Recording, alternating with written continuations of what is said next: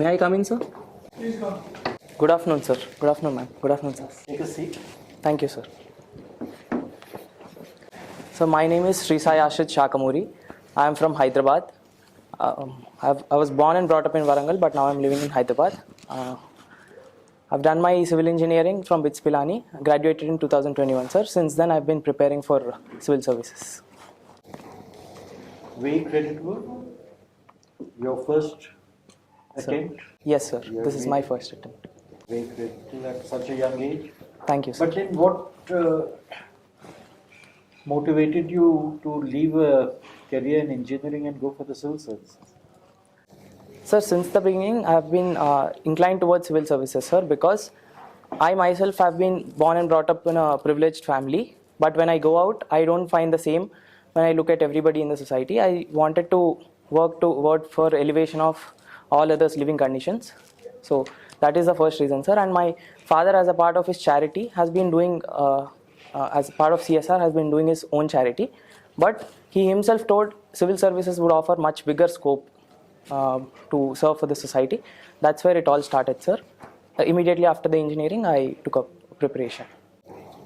You have indicated computer gaming, yes, sir, as one of your hobbies. Yes.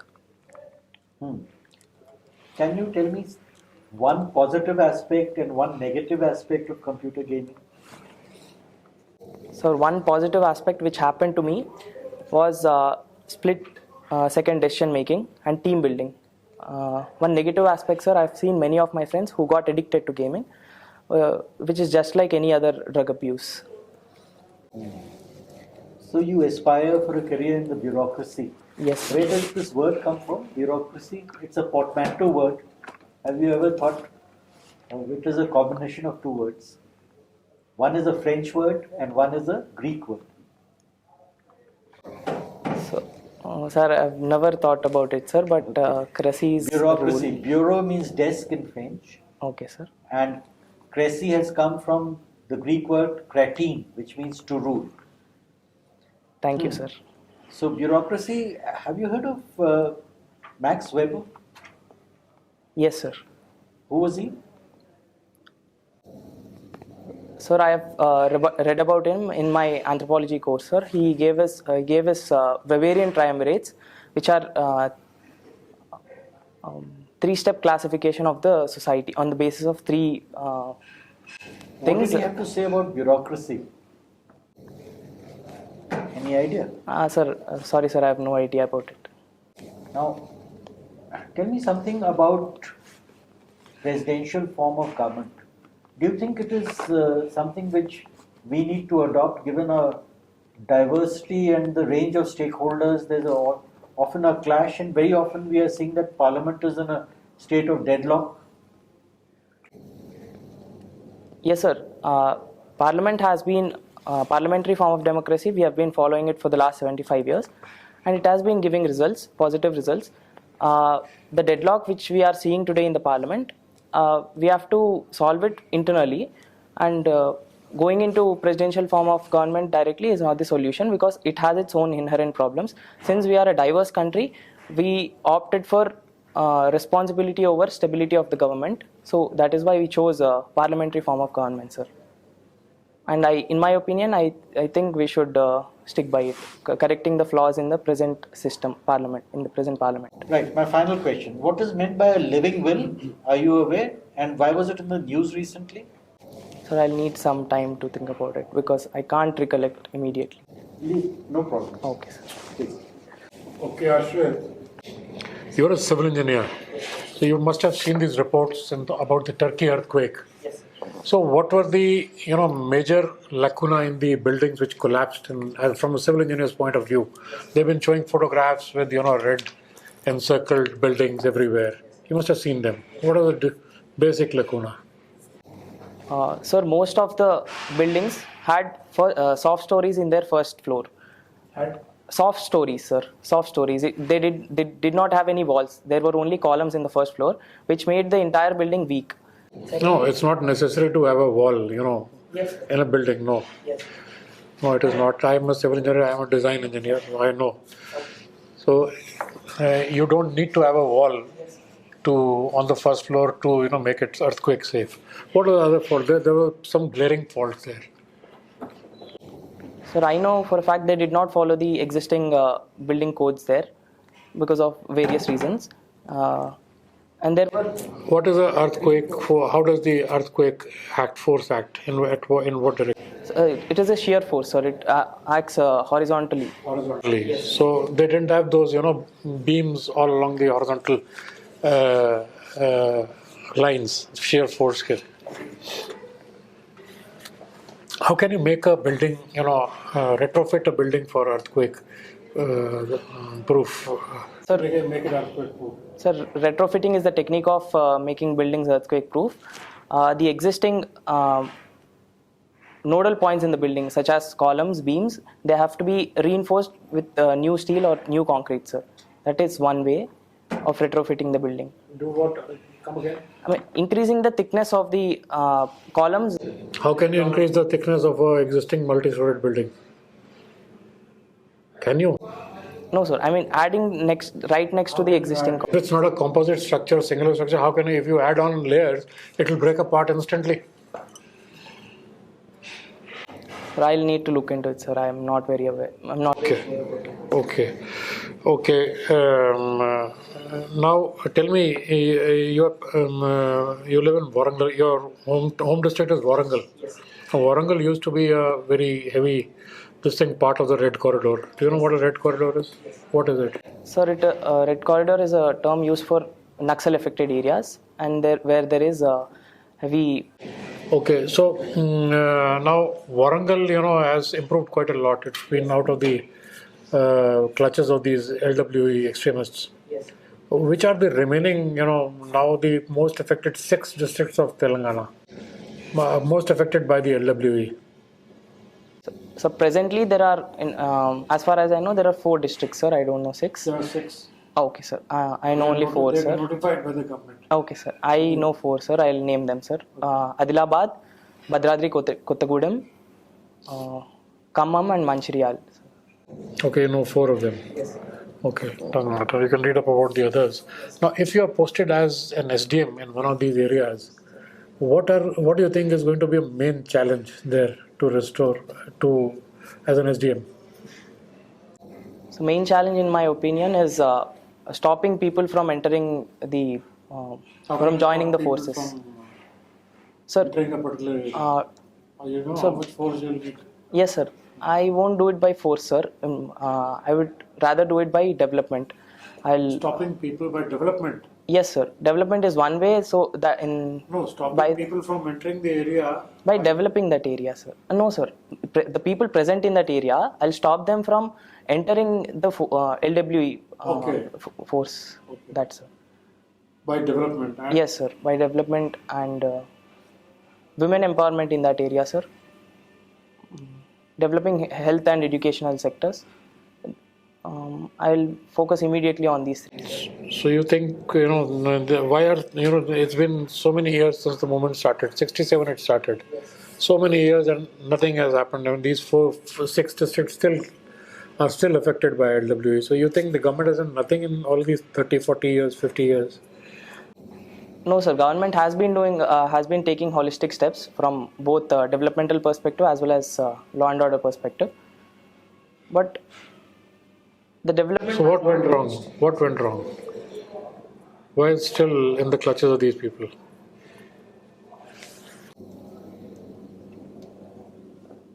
Sir, I don't know exactly, sir. I should look into it.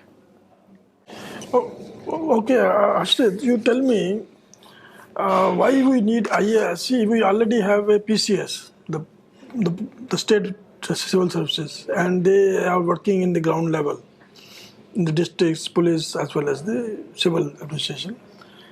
And why we need another service form of IAS? Sir, in order to have uniformity of administration, and the upper level bureaucracy is one way where central government and state governments can coordinate in development. See, ground level. My argument, ground level, they have the police civil service, and in the center, in the senior level, now we need more of a specialist persons. Suppose a secretary in power ministry, a secretary in coal ministry, a steel, or civil aviation, I suppose, petroleum, any sort of. We need a person who has worked in these places for 30 years. A IAS officer who may be arts graduate or very general knowledge he has, of little bit knowledge of everything.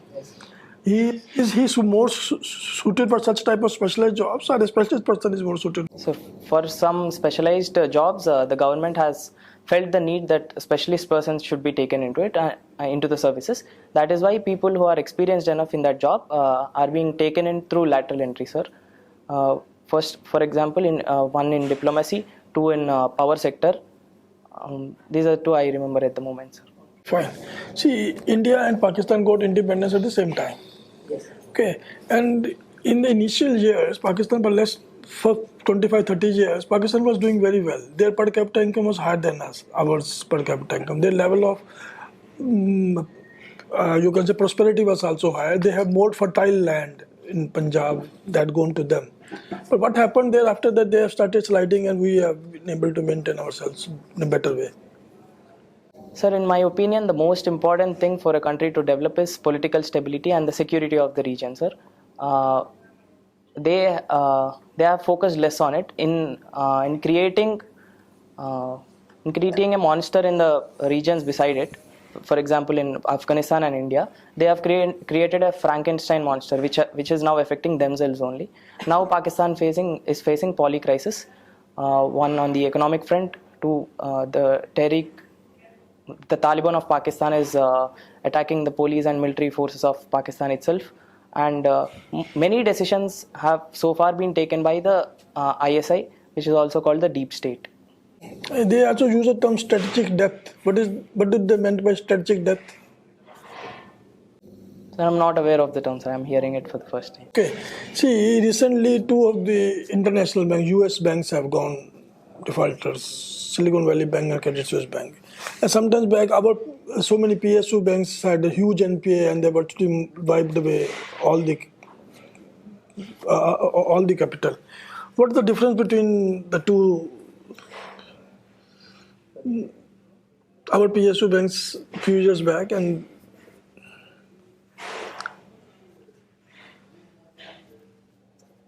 I'm not very knowledgeable. okay, I come to second part of the question. Our PSU banks, their huge NPA, capital was wiped out, and government infused capital. Okay. Yes. See, government has given away the money which is taxpayers' money. Actually, whether the depositor, if you deposit the money in the bank, you take a risk because you give the money, you give loan to the bank and then you earn interest. And why not depositors suffer, and instead we made taxpayer to suffer? Sir, these banks are very huge, sir. If they get affected, they may affect the credit circle in the entire country, which may affect the economy in the long run. That is why recapitalization of PSU banks have been done. Okay. See, we want to reach to the target of 10 trillion. That is targeting 8 to 10 years time. What are the steps we are supposed to take to reach to that level? Sir, currently we have enough human resource. We have entered our demographically rich period, 2018 to 2055. If we are able to reap this demographic dividend fully, we will reach that $10 trillion economy very easily, sir. We have to invest in human resource development areas like health, education, and also capital expenditure should be increased such that it will have a multiplier effect in the economy. Once president of America, John F. Kennedy, had said that America is rich because of its roads. America's roads are not like this because America is rich. He emphasized on the importance of roads. Broadly, he emphasized on the importance of infrastructure, which is being done by the government in the recent times. As we see in the budget of 2023 and 24, the capital expenditure has been increased by 33%, sir, to 10 lakh crores. Government capex. That is, government capex is basically act as a catalyst. Yes. Enabler. Yes. Ultimately, the growth will come when the private capex cycles goes up and the FDI comes up. Now, these two things is not happening in the scale which should have happened. Yes, sir. So, what should be done in next 8 to 10 years? to complete that? So one is skill development, sir, because we have to market that we have enough. We have to give enough incentives to the investors to come into India and set up their industries, sir. It is not only skilled worker. There is one requirement, that is true, but money has to come from somewhere. Unless the money comes, it doesn't happen. Private people are not opening up their money chest to invest more, and FDI is not coming to the scale which is required. Yes, sir. So how can we attract more FDI and incentivize our entrepreneurs to bring more money?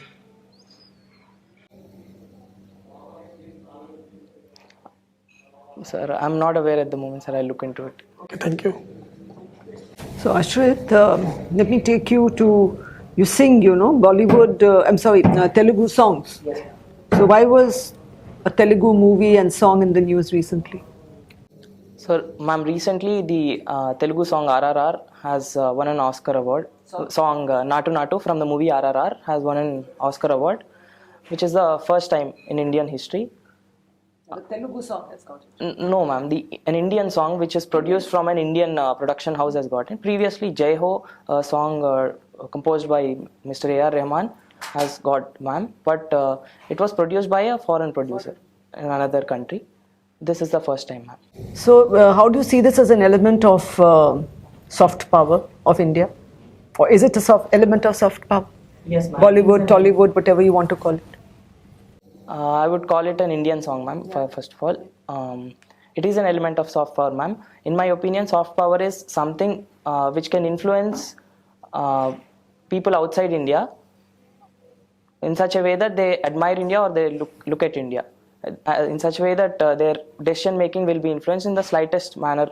Positive manner. Yes, ma'am. And create better, people to people goodwill and relationships, Yes. right? Yes. So, can you sing one line of Natu Natu?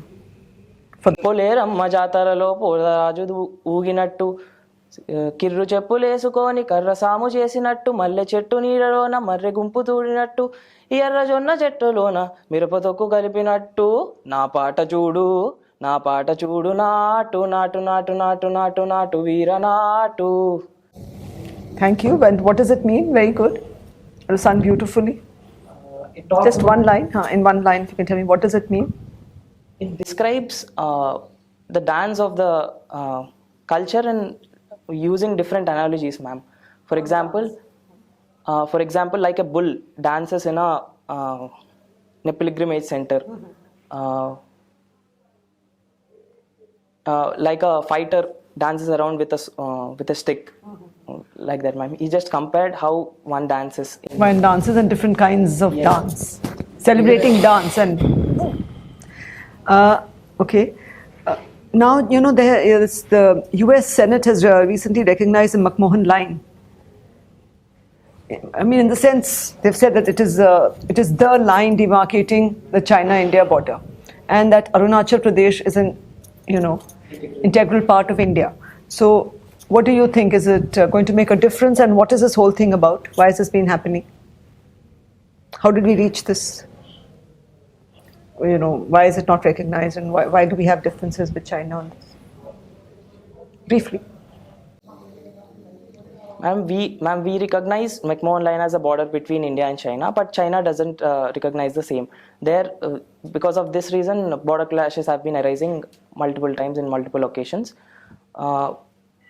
USA recognizing the border is a very good thing for India, but we don't actively need others in reiteration that it is a line that which demarcates India and China, because we sovereignly know that it is the line, and it is a positive thing for India. It's a positive thing. And do you think it's going to make a difference to China? To China? That the US is supporting India, will it make a difference to that? So China has been thinking that India is being supported by the US, but this is just another instance to prove the fact, ma'am. And what are China-US relations like at the moment? They have been worsening for the past few years, ma'am. Why? Because China is challenging the global hegemony of the US, and more importantly, China is doing it in a violating manner. It's violating the international laws and rules, which the USA is objecting. And for their own purposes, USA also does not want some other country to rise and challenge it. So that is why the relations have been worsening. And there have been spy balloons in. What happened for those? Over those, what happened? Yeah. Yeah, yes, ma'am. They were shot down by the US Armed Forces. And China, what did China have to say on that? Ma'am, China just said that they were just the balloons which have been using for civilian purposes. You should not have dealt them with strong arm. They looked at it as a low point in the relationship, right? Yes. Thank you. Thank you, ma'am. Mr. Ashrith, Sir. you're from civil engineering background. Yes. So can you name some engineering marvels that shows the technological skill of India to the world? So one is the Statue of Unity, which has been developed constructed in the state of Gujarat. Second is the Chenab Bridge, a tall bridge which is even higher than the altitude of Eiffel Tower, has been constructed recently, which will be opened in some months. So these are the two I remember at the moment. Okay, you're from Warangal. Yes. Warangal is in news in the last 2 days. I didn't read the local news. Okay, what Warangal is known for? Sir, it is known for many things. First and most important thing, it is known for its cultural and historical background. It has been the capital of Kakatiyas for nearly 200 years. It still has some of the architectural marvels which were developed by the Kakatiyas, sir. And it is a health and educational hub for the state of Telangana. It is the second largest growing city of Telangana, sir. So Kakatiya Mega Textile Park. So have you heard of it? Yes. So what is happening? What impact will it create in Warangal? So Warangal, since the time of Nizams, has been a center for textile industries. But after the formation of Andhra Pradesh, they have been, if I can say, they have been neglected and the industries have been closed down, sir. Now it is largely a cotton producing region, Warangal as well as Telangana. So there is enough raw material, and since Warangal is an educational hub, it is giving out enough graduates who can work in these industries if they are developed. So all the required resources are present, sir. Just the development of the textile industry is awaiting. So do you think in the combined Andhra Pradesh, the interests of these areas are neglected? Yes, sir, they have been neglected. The funds have been diverted from the region of Telangana towards Andhra Pradesh and development of that region more. And the water have been diverted, sir, citing a fact that Telangana is a higher region and water cannot be shared here in that region. In the case of employment as well, there have been the ruling governments then have been using certain loopholes to favor people from that region, sir. Okay. So in this process of Telangana movement, which lasted for more than 50 years, Warangal declaration was very famous. Have you heard of it? Yes, sir, I have heard of it, but the exact details about the declaration I don't remember. Okay. So moving forward, so did Telangana after formation achieved, or do you see good progress? Yes, sir, it has been witnessing good progress for the last 7 to 8 years, sir. During the time of bifurcation, it was the GDP of Telangana was 4.5 lakh crores. Now it is nearing 12.5 lakh crores in the last financial year. It has seen tremendous growth in IT and other industries as well. In the case of life sciences, it is going to be developed as a life sciences hub, sir, as recently given out statement of Telangana government. in the case of irrigated area also, it has been increased, sir. Now nearly 70% of Telangana's area has been is now irrigated with different micro irrigation and macro irrigation projects, sir. So all the communities have been addressed. The development is still in progress because the goals of development will be continuously changing. Okay. So yet another very common pattern, and in particular Telangana also it exists, the friction between governor and chief minister. So what do you suggest for smooth functioning of these two?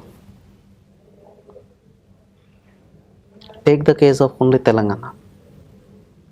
So in my opinion, the friction between governor and the elected government in the state is happening because constitutionally the role of governor has not been demarcated as strictly as it has been done for the president, post of the president, sir.